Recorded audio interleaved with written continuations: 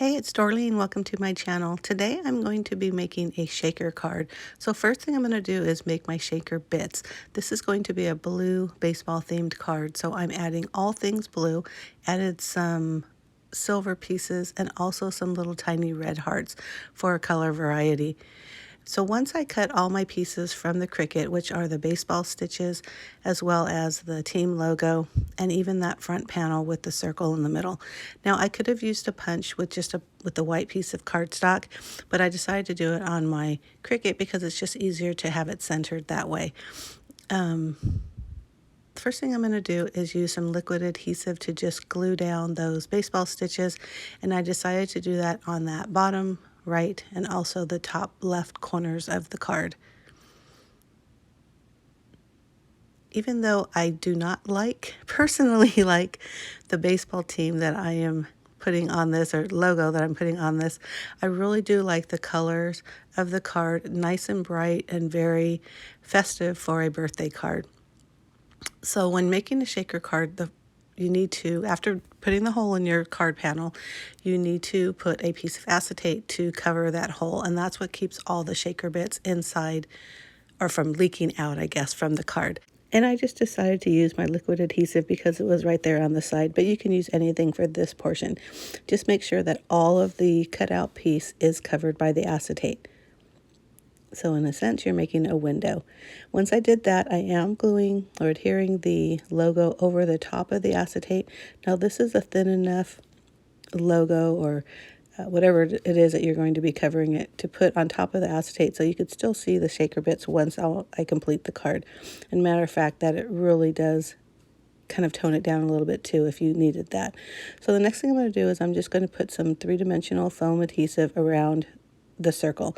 Now I found out that it's easier to peel both sides of the adhesive strip when doing a circular hole or covering a circle area, but the only problem is it does get a little weird, and you can tell by when I'm going through, I'm just trying to lift off the top layer as well as the bottom. My hands get stuck every so often, so it is kind of inconvenient in that way, but it really does make it easier to curve that foam tape, and hopefully you were able to see that when I was going through. Now the main important thing when doing a shaker card is where the seam is, where it starts and ends. You need to make sure that there is no opening at all, so you need to get that as close as possible to each other. And so I'm pretty sure I did a good job at that. I used a little piece of that liner to, first of all, to put it around the edges, so I had a place to put my fingers because it was so sticky, but also on that where the seam was, I pressed it down to make sure that it was completely sealed. And then I just put another double layer just so I can have a really big well. So I just bought this embossing powder brush and I absolutely love it just for the first time.